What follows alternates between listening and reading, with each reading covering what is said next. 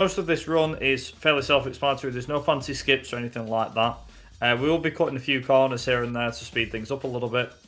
I won't be using the Golf because it is the fastest vehicle to use in the Novice Championship. There are 6 rallies with 3 rallies each. They range from New Zealand, then we move to Greece, Monte Carlo, Australia, Sweden, then Corsica to finish off the run. Altogether, my PB is about 50 minutes something, but I'm expecting more by like the 52, 53 minute runtime, to be honest.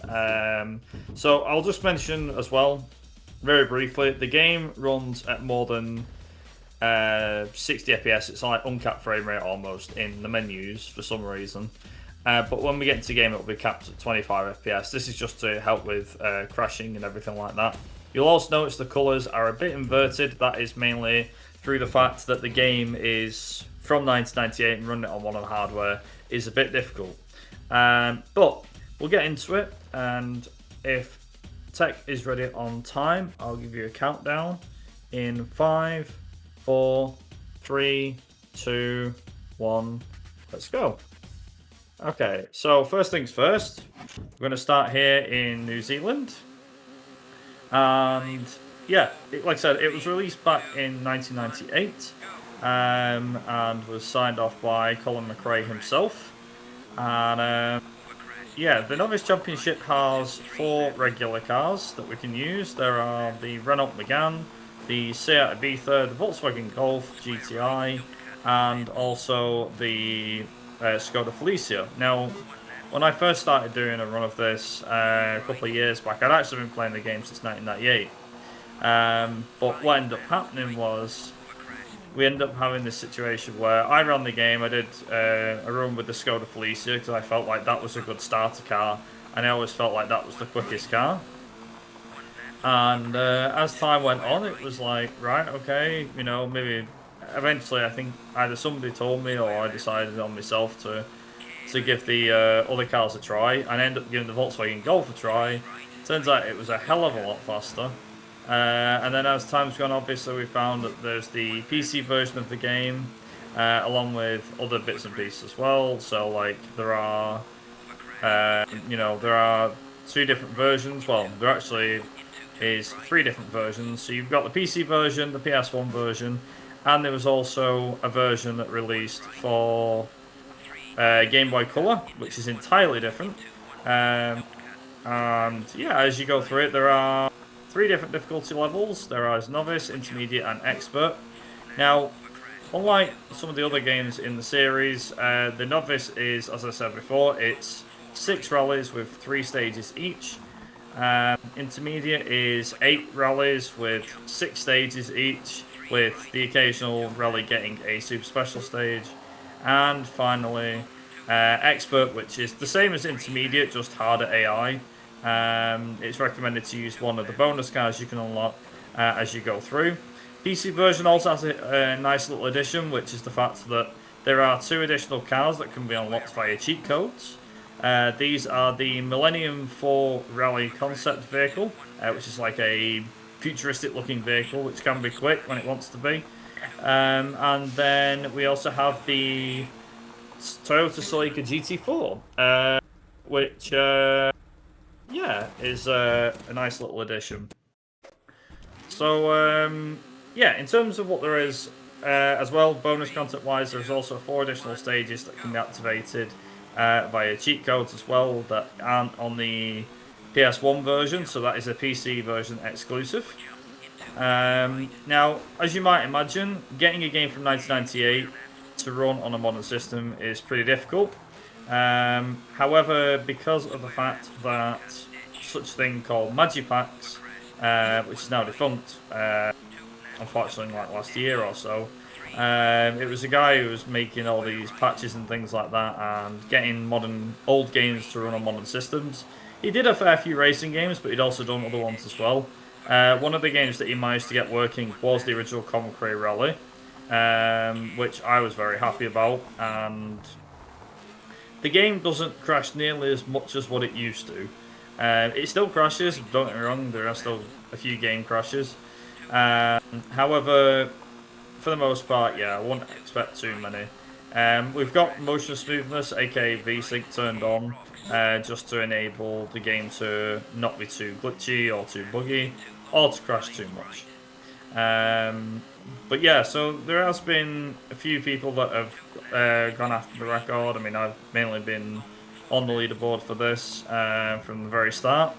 The PS1 version has the load times, but the PS1 version also has the fact that obviously back when region differences were a thing for games, the North American release of this game is faster than the European release because the fact that PAL has 25 FPS and obviously NTSC has 30 FPS. There is a Japanese release of the game as well, which is also run at 30 FPS, called Colin McRae The Rally, which you can find, and you can pick it up for cheap, obviously excluding import fees, of course.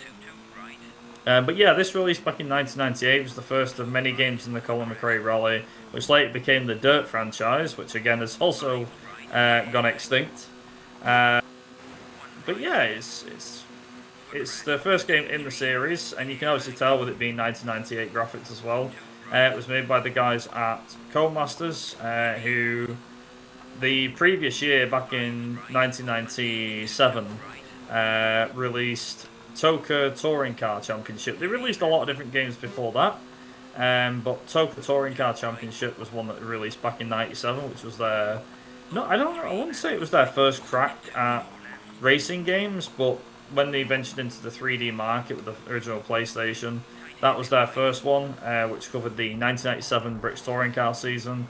They actually got another few things out of that as well. They got a few extra bits out of it. So, first things first, by the way, we are barely going to change the setup of the car, apart from on this stage, because we need the wet tyres, because it's wet. But yeah, just overall, yeah, Codemasters made a hell of a good few games back in the late 90s, from Toka Touring Cars to the original Colin McRae Rally to Toka 2 or Toka 2 Touring Cars in the same year as this. They followed this up with a sequel, which was Colin McRae Rally 2, and obviously followed Toka 2 up with Toka World Touring Cars, which is in, I think, late 99 or 2000. Now, obviously, the racing game scene back in the 90s was quite broad anyway. There was a lot going on. You had, like, obviously, the late 90s, we had Driver show up in 1999. We had Destruction Derby and Destruction Derby 2, which released in 94 and 96, respectively. We also had the likes of Need for Speed, so the Need for Speed series had started obviously at this point and was well into its swing. We weren't at the underground days yet, but yeah, it's certainly something. That's for sure. Just trying to think of anything else at the time. There was V-Rally 2 as well. There was a few boat racing games and things like that. Yeah, there was a lot of racing games. Porsche Challenge as well, which Sony helped develop. But yeah, this was one of the big sellers of 1998 for the racing game. Funnily enough, Toka had two games, both competing against itself, with the first Colin McRae Rally game and also Toka 2 Touring Cars. So it was interesting seeing one company fight itself with another game it had in terms of the racing game market. But yeah, for just a kind of a bit of trivia about the real life sport. So back in the late 90s, the World Rally Championship was split up. I don't know how long it was split up for. I can't remember that far back. My history is not amazing, so you'll have to bear with me and take what I say with a bit of a pinch of salt at times. But back in the late 90s, there was something called the... So yeah, the main... I think it was Group A.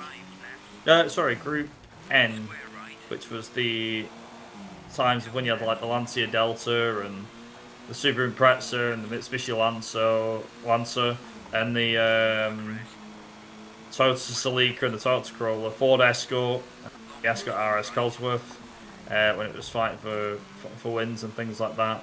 Many different iconic cars in the 90s. Anyway, whilst all this was going on, there was also the two-wheel drive championship. I think it was, at the time it was called F2. So there was WRC and F2, and yeah, it's certainly something. But yeah, these cars were not the most powerful ones in the world. To be honest, the cars were supposed to be powerful, but they weren't. They did get more powerful into the early 2000s, but back in 1997 and 98, there was Colin McRae's younger brother, Alistair McRae. He was driving this, so this car in particular. And he didn't win the title in 98 with the Golf, which was a shame, but he did manage to win the British Rally Championship in 1995 with the Nissan Sunny, I believe. Alistair McRae. So yeah, that was pretty good. Very very good. Because Colin McRae became world champion 95. So his brother also winning the British Rally Championship was amazing. But yeah, there was a lot of different fights for the manufacturers back in the F2 series. You know, we had Skoda, Citroen, Volkswagen, Renault, Vauxhall. Ford entered its old Escorts at the time. Bear in mind that the F2 Championship was more like, you know, Nissan Almera as well. Like, it was more like a car that you would see on the street with a few bits to it done up. You know, it wasn't full rally car spec, but it was more than your standard road car. But it didn't look too. If you catch my drift, like the rally cars, you could tell were rally cars. Like they had all the splitters and the spoilers, and you know, and everything to make them look like a rally car, and the rallying springs and the engines and everything. Whereas the F2 cars were more a case of a standard road car with a few bits tacked onto them. So they weren't anything special, but they were still an interesting championship to watch. Now you can watch, I believe there is a way online you can watch on YouTube even. You can watch the reviews from back in the late 90s. It's interesting to watch these as well because they're often overlooked. You know, they were just because of the fact that they weren't the main championship of the season for the rallying scene. So yeah, very interesting, that's for sure. Yeah, a lot of the different cars that you see in here also raced in the real life championship, and I think that's a really nice thing to have. Granted, the car selection is a bit limited. There are, just to kind of go over the car list here. As I said, in the Novice Championship, you have the 2-litre two-wheel drive cars. So, as I said, Renault Megane, Seat Ibiza, Volkswagen Golf, and Skoda Felicia. There was an interesting change for the Renault Megane, which was that it was removed from the NTSC and PC versions. If you patch the game, the car gets removed for some reason. I don't know why. It's a bit of a shame, really, because the car's not too bad. And it's powerful. It's not as powerful as the Golf, but it is still relatively powerful. And then when we get into the Intermediate Championship, you have a choice of 4 cars. These being the Toyota Corolla WRC, Ford Escort, Mitsubishi Lancer Evo 4, and the Subaru Impreza. The Subaru Impreza got several revisions in the game. The main ones obviously having its like usual Subaru livery with the blue and the yellow and the stars and everything. The livery you expect to see. However, in later changes of the game, there was actually the Subaru got changed, stripped of its name. So it wasn't the Subaru Impreza WRC, it became the Subaru Impreza 22B, and in the, I think it was like the greatest hits version in America, which was like version 1.3, yeah, it was the Subaru Impreza 22B, and it had no livery on it whatsoever. It was just a blue Subaru with nothing on it, which is a bit of a shame really, because the livery does make the car stand out a lot more than the original. These cars have got between 290 to 300 horsepower, which is a lot more than what the two-wheel drive cars have got. These have got anywhere between 230 to 250 horsepower, brake horsepower to be exact. There are 4 bonus cars that you can unlock if you beat the Intermediate Championship. These are the Ford Escort Mark II, the Lancia Delta Integrale, the Ford RS200, and the Audi Quattro. The Quattro and the RS200 being from the days of Group B rallying, which was one of the most fastest and powerful regulations there ever was. It was also one of the most deadliest as well, which is a really big shame because them cars were absolutely spectacular. What else did I not mention? Yeah, so we are going to be playing in manual gears, in case I haven't mentioned that from the start. We are using manual gears because manual gearing is faster. And as I said, we've already been through New Zealand. We're already on Greece, and we're about halfway through Greece at the minute, just a little over. Once we're done with here, we move on to Monte Carlo, then Australia, then Sweden, then Corsica. The car changes are as follows. So I usually you can leave the gearbox standard if you wish to do so, but for a new time player, I would recommend putting the gearbox to good acceleration. That helps with a bit more power on the straights and better acceleration. When you get to New Zealand Stage 3, change to wet grooves because the dry grooves don't help too much. You can still drive with dry grooves, but wet grooves are definitely the way to go, and you can definitely gain time. In Greece, we literally just changed the gearbox to good acceleration and leave it there. When we get to Monte Carlo, you can change the gearbox to good acceleration because by default the car is set to balanced speed.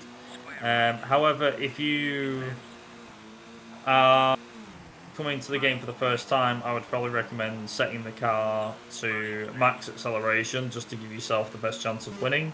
You probably won't need the acceleration in a straight line. The top speed in a straight line, but obviously I prefer to have some sort of top speed as well as acceleration, and I can handle the car at speed, whereas first time players may not be able to do this. In Australia, the car is already set up pretty much perfect as is from the get-go, so you don't have to worry about that. Sweden, the car is set up fine for stage 1, but you do need to change the gearbox for stage 2 and stage 3 as well. Just change the gearbox to good acceleration. And then in Corsica, the Corsica is a bit of a mixed bag. So Corsica, you can prefer to have the gearbox set to max acceleration for the first stage, but then change it to good acceleration for the other two. Or stage 2 have it for good acceleration. But for this one, I will leave it as is, because max acceleration works really well on stages 1 and 3. It's just stage 2 where the car will struggle for speed, which is a bit of a shame, but again, not a lot we can do about that. So we're also coming up to the end of Greece. Go. There we go. And you get a fantastic, we did it after we're finished. I will mention as well, so I can just quickly do this. So, one thing you probably will notice at the end of every stage is the fact that we do have a save thing that shows up. It says save game. So the reason being is because in the Novice Championship you get a service area every single stage. In Intermediate and Expert, that is every 2 to 3 stages. Now, if it's the game doesn't change this too much, I don't think, from what I remember. But yeah, you do have to be careful. Also, in Novice, there is no night stages whatsoever with the car. However, in Intermediate and Expert, as you might imagine, there is. And obviously this makes things a hell of a lot more difficult, because obviously you can't see where you're going, and yeah, it is a real bugbear. So So that's the main thing. We do also have category extensions for the game. So as I mentioned, there are the individual championships. There is Rally School, which is a much shorter category thanks to a few strats being found out by one or two members of the community, which have brought that game category right down. And it's made it insanely quick compared to what it used to be. By that I mean, like, the category used to be like 15, 16 minutes long, and now it's like 10. On PC it's like 7.5 minutes. It's crazy. There's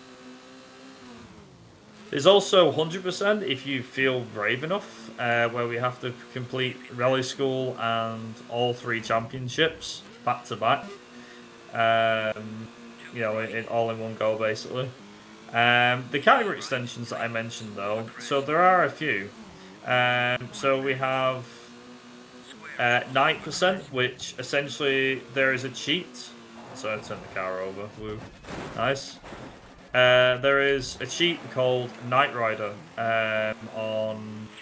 I think it is on PS1. It's called Knight Rider, but it's known as something else on PC. Can't quite remember the cheat on PC, but there's a cheat that makes every stage nighttime. So we've made it where there is a category extension so that you can do all the stages at night in Novice, Intermediate, or Expert. So it has its own individual categories for that. What we've also got as well is we have something called Audi percent. So essentially, Audi percent is just it's a glorified time trial run, but it's quite fun. So it does the time trial for every single rally.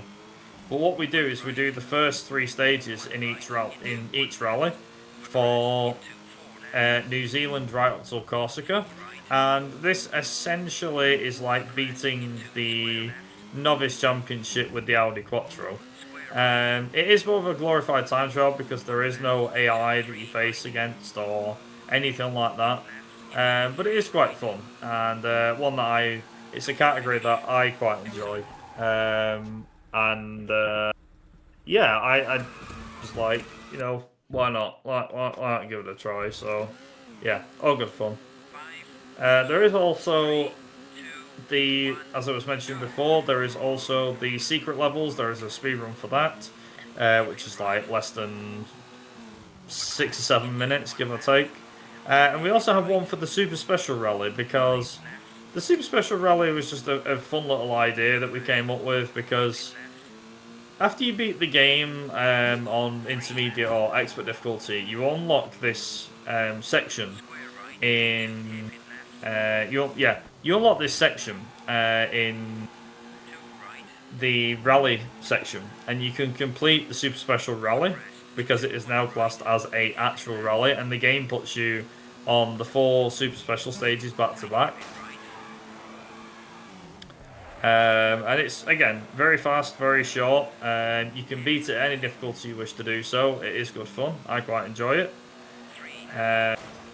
And it's probably definitely one that anyone can definitely pick up. You know, you don't have to be spending hours and hours and hours to do it. It's good fun. But yeah, we do have a Colin McRae Rally Discord, which talks about everything that's Colin McRae Rally and Dirt. If you wish to join it, we do have a Discord link on the pages for the Colin McRae Rally and Dirt series. As I said, there's plenty of different games from different categories, and you know, if you require assistance or like what am I doing wrong, then obviously we can usually assist you. The one thing I will say, in most of the games for the Colin McRae Rally series, car setup is usually key, but aside from car setup, it is literally a case of learning the stages. Now, I'm not saying like the main thing is just, you know, get good forehead, you know, not that. It's just a case of the more time and effort and the more practice you put into learning the stages, the faster and easier it will be. Especially when you start learning shortcuts and things like that. Like, for example, here, I'm not needing to learn any sort of shortcut whatsoever, because I know them all. But for some people, you might not learn the shortcuts. You know, for example, there's a slight corner cut there. You saw me do one with New Zealand where I mentioned like, you know, there was some cut behind some trees and things like that. So also the fun fact about this stage is that another runner by the name of HypnoShark found that doing wall riding and stuff was way faster for that stage. Which is kind of funny, really, because I was against like doing the whole wall riding thing for that stage, but there you go. You may notice as well, like, what is the purpose of the service area? So the purpose of the service area is to change the tyres, the suspension, the brake bias, your gearbox, you know, etc. There's 5 settings that you can, yeah, 5 settings you can choose from, a few different tyre choices as well. Usually you won't really have to change the tyres, apart from, like I said, yeah, you won't need to really change tyres apart from New Zealand. Everything else is just changing a gearbox. Now, in said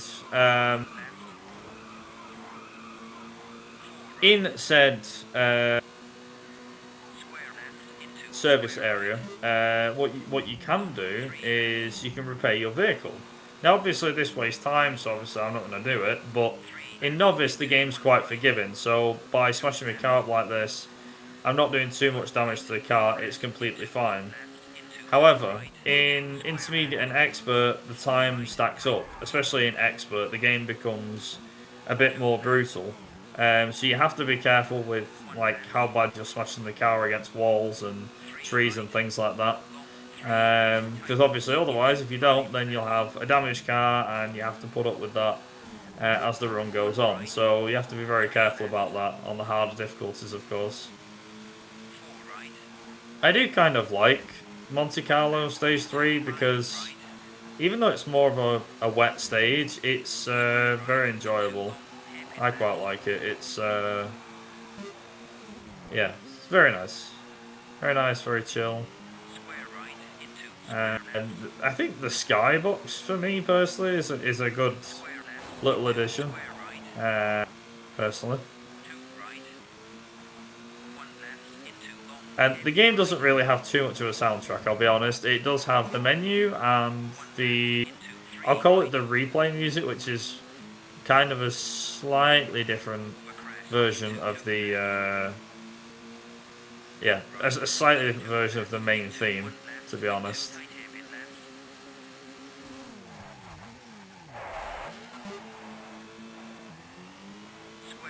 But yeah, 6 rallies, all very enjoyable. Like I said, me personally, it's one of my favourite games, this. You know, I've been playing it since I was a kid. I was only, at the time, I was only 1 year old when this game came out, and I've been addicted to it ever since. Granted, I don't run it as much as I used to these days because, you know, commitments and stuff, but it's still nice to come back and run it. Especially for me, it's, you know, Mintathon is a new event, so it's nice to get in with this, to be honest. Because it's a case of showing off what I can, you know, what I've done for quite a while, but for say a new event. So yeah, it's like a, you know, everyone's got a game that is like their personal favourite. You know, it's their yield reliable.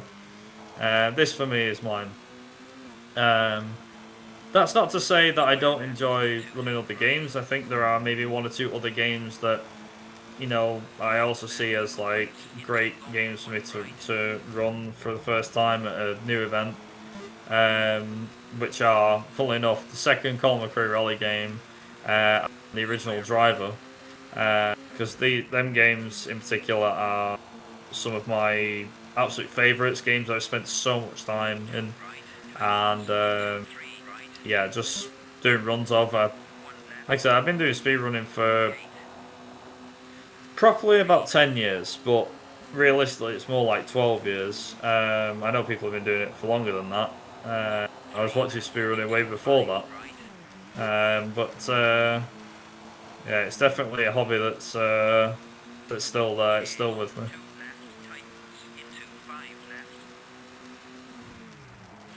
It was kind of a shame as well that there wasn't as many F2 kit cars in this game compared to what they had in the likes of. So bear in mind when V-Rally 2 came out in 1999, the following year after this, it had a bunch of kit cars in it, from like 1.6 litre cars to 2 litre to 4-wheel drive World Rally monsters and beyond. And I think that the way that they did that, there was a really good selection of cars in that game. I think there was like, so obviously Colin McRae Rally 1 had something like 12, 13, well, with the bonus cars, like 14 vehicles. But when you do V-Rally 2, I think it stacks maybe 25, 30 cars, maybe 35 at a push. Can't quite remember. Also, take this quick shortcut over here, take it flat out, and yeah, we're done with stage 1. One thing I do really like about this car, and it's always been an absolute guilty pleasure of mine, is the splashes of paint all over the vehicle. I don't know why the paint job has been so iconic for me over the last 28 or so years, but it's just, I don't know, there's just something about the paint on the car that also is kind of, I wouldn't say it's like mega satisfying, but it's nice. I quite enjoy looking at it. Obviously with the PC version you can get everything scaled up, so obviously you can actually see that there's Pirelli on the back of the car, and we have a Golf badge, and you know, there's even a reg plate on the back of the vehicle, so yeah, really good. Really, really good.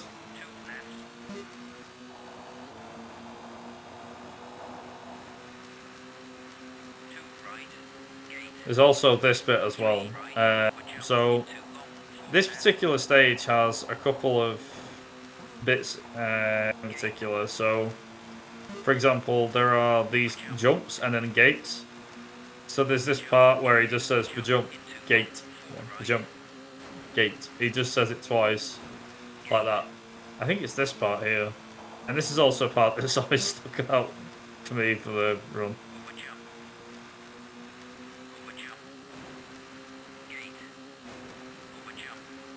There we are. So what I can do here is there's actually a shortcut I can do here. So by cutting that little corner there, I save maybe like 2 or 3 seconds doing that. And I'm also able to skip the checkpoint thing. You may see on the right hand side, by the way, that I have segments that light up green or red. Green means I'm ahead at that particular split. Red means I'm behind at that split. The time you see at the top of the screen is my time to the AI in second place. If it goes red at any point, that means I'm behind the AI. We've also got here. There we go. That was very close. That finale bit there is really difficult to get right. You can take that flat if you're brave enough, and I have seen people who are brave enough. But yeah, I'm definitely not that brave. I do slow down a little bit because, holy cow, doing that fast is nuts. I've seen a guy do that in, I think he's called Pesto. He did a time on stage 2, Australia stage 2, and he had the Audi Quattro, and yeah, he took that like completely flat, and I'm like, whoa. Like, I would presume it's almost pixel perfect precision, but goddamn, it is certainly something else. That is for damn sure.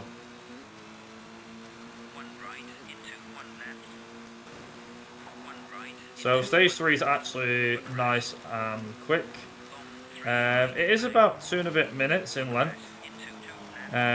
Most of the, I think, back end of the stage is a bit of a straight.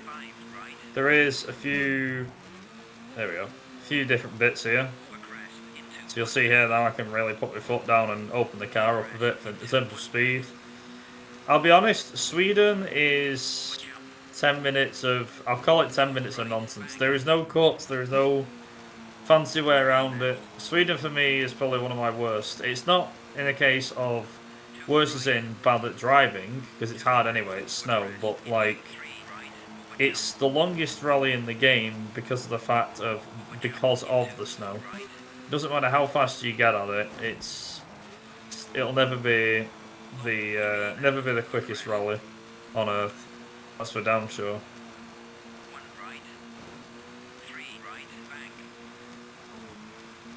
So this is like the main last bit of the third stage here, so I can take it flat. But what I'm also going to do here is I'm going to drive around the left-hand side here. Because, believe it or not, the water splash takes away your speed, so by not letting it do that, it's, yeah, it's certainly something. There we are. With that, Australia is done. You can see here that we are obviously going to be taking a bit of a breather and a bit of a back seat here. Sweden is quite a long one. So, as I was saying, the first stage alone is 3.5 minutes long. Stage 2 and Stage 3 are about 2 minute 45, 2 minute 50 respectively. That's not even including the low times or the service areas or anything like that. So obviously I've got the car set to max acceleration for Stage 1 because there's the only way I can explain Sweden Stage 1 is it is literally just a load of hairpins bundled up together and that's it. Like, there is no other way for me to mention this, to be honest. There's also the fact of the snowbanks that you see on the right hand side. So the idea of snowbanks is that they can help slow the car down. If you touch one, they'll start to drag the car into the snowbank. If you hit one or go too far off track, you will end up finding that the car will get slowed down massively. So we will try and use these to our advantage. I'll try not to touch them, but it's not the end of the world if I do. So, yeah, fun times, that's for sure. This is probably where some players will trip up as well, running this game for the first time. I feel like Sweden is definitely one that they just trip you up at. I do remember like really struggling as a kid. Like even when I was maybe like 7 or 8 years old, I still struggled to beat the game. Eventually, I did manage to beat the game. So I actually struggled because, you know, back when the PS1 modding days were a thing, and used to get chipped PlayStations and all the rest of it. And your dad knew a guy, and you know he knew that bloke down the market, and he says, "Oh, you know, we've got these games and all the rest of it." You know, back in them days, Colin McRae Rally and Driver and Colin Rally 2, they were games that I had, but I didn't have like the actual copies on when I first played them. And I remember getting stuck on Sweden Stage 3 because the game used to freeze every time in the exact same spot. So what I ended up doing was I went round to my mate's house one day. I have a funny story about this. So I went round to a friend's house, and turns out he had a copy of it. It was scratched, but it worked. And I was like, "Can I borrow this?" He's like, "Yeah, sure." So anyway, I borrowed his copy of Colin McRae Rally 1 and managed to finish the Novice Championship. Anyway, fast forward like all these years later, and I've still got the game. Which I borrowed off him. I never gave it him back, mainly because of the fact that when I did try to give it him back when I was moving house at the time with my parents, that he just didn't want it back. He was just like, "No, you keep it. It's fine. I don't play it anyway, and obviously you clearly like it and you want to play it, so there you go." So that's what ended up happening. It's a fun little story. Oops, don't want to do that. There we go. As I was saying about that, as I was saying about the whole like save thing. We don't want to save during this. So, yeah, we've got, like I said, well, I think that stage 1 was probably one of the longest stages. This one feels more like a very fitting stage to have. So, yeah, not too bad. All's well it ends well. But you can see here, like, you have the snow effects and things like that. Just to kind of mention that as well, we do have a few different camera views. So I obviously use the chase cam for this. You have the far chase cam, the bumper cam, I think it is, bonnet cam, and of course a cockpit view. Which I have to admit, with like the windscreen wipers and stuff, is very well done. It's very good. But obviously, I prefer not to drive in cockpit view. I'm not a purist. I know that like a few of my mates that play racing games, they play it in cockpit view in the old games and stuff like that, which is fair. But for me, I've always played it from like the back of the car like this. You also have the ability to turn off all the HUD elements as well, so yeah, you can make it really authentic.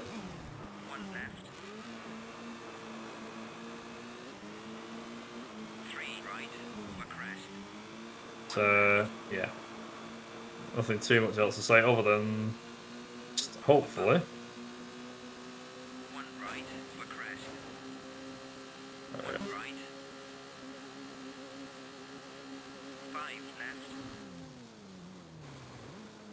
So that corner in particular can come out of nowhere at speed. And obviously I've done the run enough times, but I also know that that corner is so much of a bugger. It's such a pain in the backside, it really is. Like, just trying to not come off at that corner is just an absolute royal pain.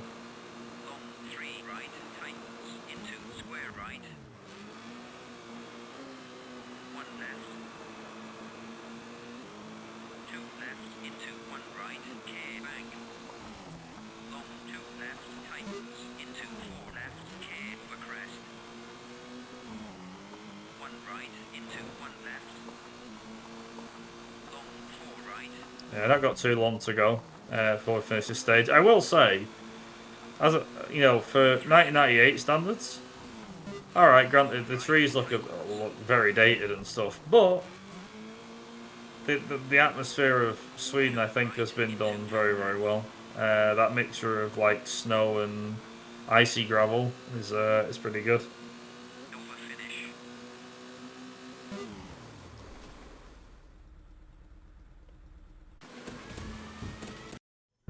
Now, for some reason, I don't know why this is a thing, but this stage on PC is extremely dark, and I have no clue why. It's like it's about to start raining or something. And yeah, it doesn't. It's weird.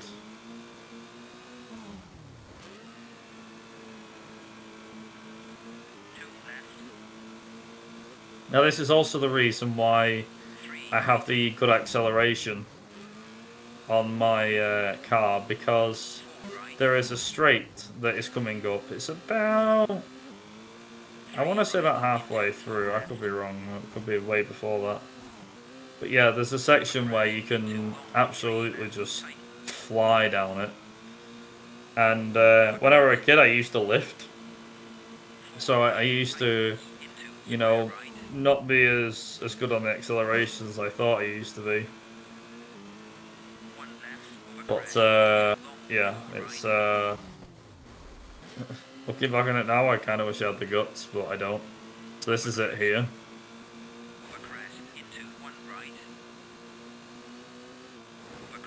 So go about as fast as we can.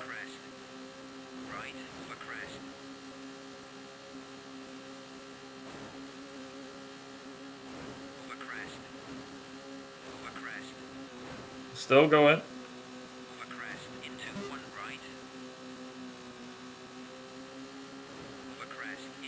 Now I'm going to slow down a little bit here. I managed to take this with quite a bit of speed in the past, but obviously I don't want to go too quick because I might hit a snowbank.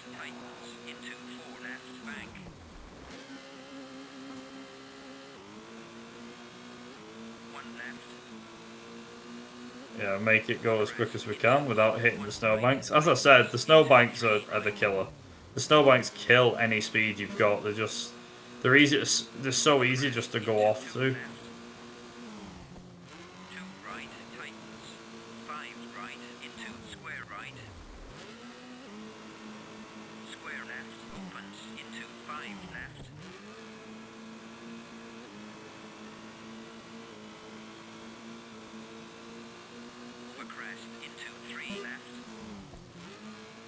There we go. Nearly at the end of Sweden. Corsica is surprisingly difficult. For a last rally, once you get out of Sweden, you get into Corsica, it is still surprisingly difficult.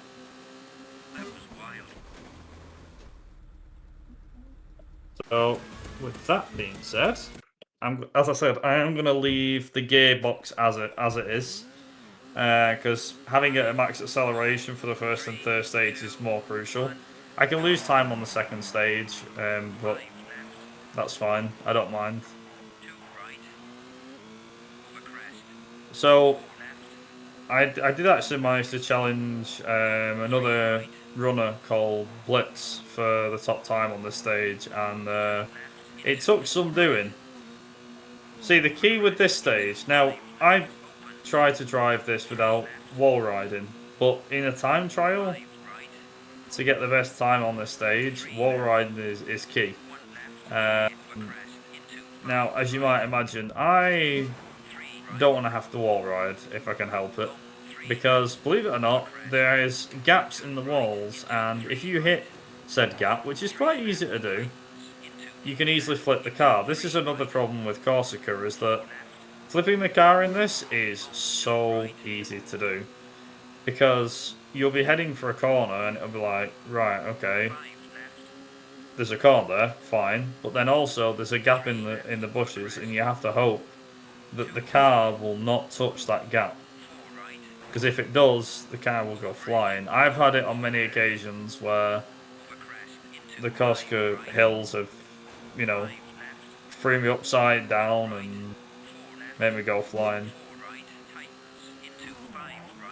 I've also had quite a bit of practice with this stage in the last 28 years, because there was a time when, I think maybe I was like 13 or 14, I was like really going for fast times on this on the stage on the games, and even though I was up against like invisible competition, I think that also drove me a little bit when it came to speedrunning, because I used to, you know, play these games competitively, even though my mum, you know, I was always a competitive person, even when I was a kid. You know, I've not got any brothers or siblings, so I'm more competing against myself, but still, there's the whole, like, you know, your cousins come around, oh, I've got to beat you at this, and yeah, it's just that one, really.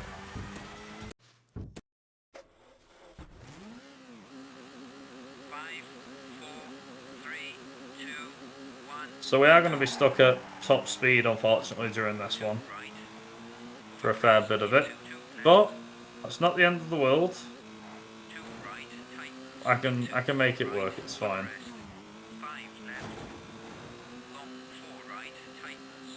We can still beat the AI, no problem. Like I said, stage 3 is the main one, more than anything else.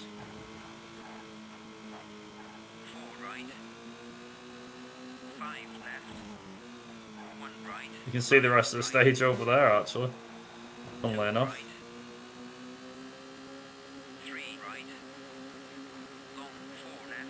So the cars do tend to stick to the road like glue on tarmac, which is a bit of a oddball thing, but, you know, still, it's not too bad.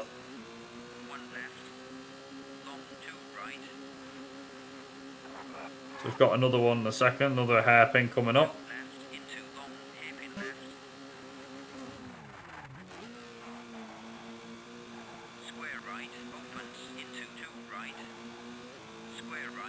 So I wasn't going to hit 6th gear there because I didn't know where the inside apex was for the corner. Anyway, yeah, we do have, after this we've got one more stage, and that will be it for this run.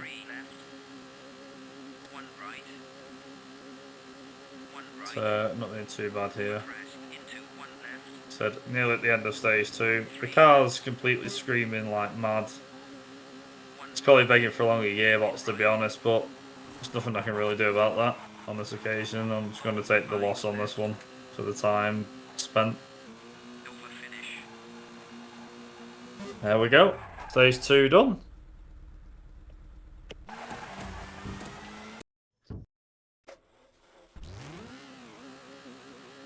We've just got this stage to do. Once this stage is done, we will have time on the run. The time will be coming up at the end of this run, so if Tech is ready on time, I'll give you a shout in about 2 minutes from now. Yeah, stage 3 in Corsica, it proves to be more of a test than anything else. In my opinion, stage 3 in Corsica is definitely a test of cornering ability. And yeah, it's threw me off on a few occasions. I have got lucky with like rocks and stuff like that, like hitting rocks and. But yeah, it's been kind to me, so has in the past anyway.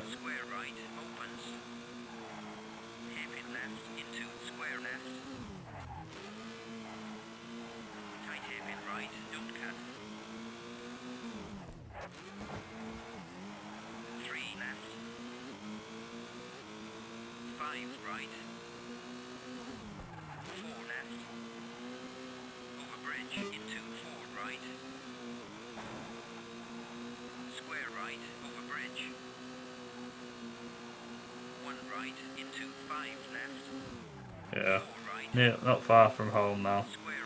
Nearly there. Halfway there on the stage, so 4 splits down, 4 to go. It is a bit more tricky though, as I said. You can see here that some of the corners a lot of the corners are blind, so you have to just kind of risk it in the hopes that you can see where you're going, and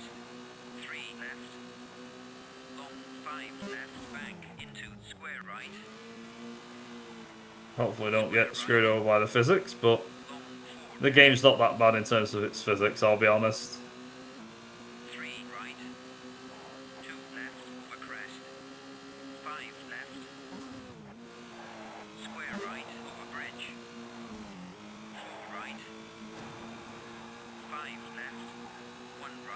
Should be less than, I think maybe 2:50 if I'm fast enough.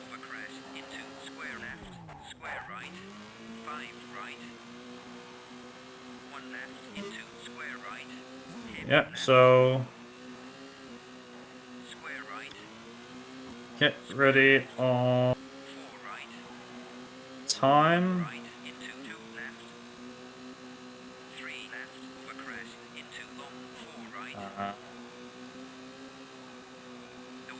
Time. And that's it. Not bad. GG's. But yeah, that is the Novice Championship all done and dusted. It says you can race some more powerful cars in the intermediate one. Just to kind of ask a question, well, two things actually, just to ask one and say the other. What was the final time for that run in the end? According to my timing, it is a 51:49. That's not too bad, considering that I did a little bit of practice beforehand and I had a bit of bad driving in places. I will take that. Sub 52, I'll very much take that. I think my fastest time I've ever done Novice was a 50:44 or something. So to be a minute off, I'll honestly take that, given that I wasn't like try hiding like the PB was. Yeah, so I'll happily take that. Just to kind of wrap things up from my side before I hand it back over. Obviously, a massive mention goes out to my Viper Racing community. You know, group of friends. You know, they've been nothing but supportive during any events I do, no matter what. And I really, really thank them for their support through all the years. Obviously, big shout outs goes out to obviously course Mintathon for having me, for allowing me to participate for the first time. It's been very enjoyable. Thank you very much for having me. And the last thing above all else is a shout out to my partner in crime, Broken Hyperlink, who keeps me going through every day, no matter what. So yeah, she knows I love her, and I don't mean to get all sentimental, but yeah, like yeah, I love her very much, and she's been nothing short of amazing. So yeah, that's going to be it from my side. If you do want to catch me on Twitch, I'm over at ViperRaces, and if you want to catch me on SRC. Obviously, it's just Viper. It's Viper UK on SRC. Same with Blue Sky as well. ViperUK.bsky.social. And obviously, I do have my own Discord as well. Feel free to join that if you wish to do so. There is a Colin McRae Rally / Dirt Discord, as I mentioned. So if you do wish to run any of the games, feel free to join that. And I think that's going to be just about it. So yeah, I'll hand it back over to the host. All right. Then very glad to have you. And yeah, was a really sick run, very enjoyable, and also the first time I actually saw that game. But it's definitely cool. I like it. Alright, thank you very much. Alrighty, then we're gonna transition over and get ready for the next run, and we'll see ya in just a moment.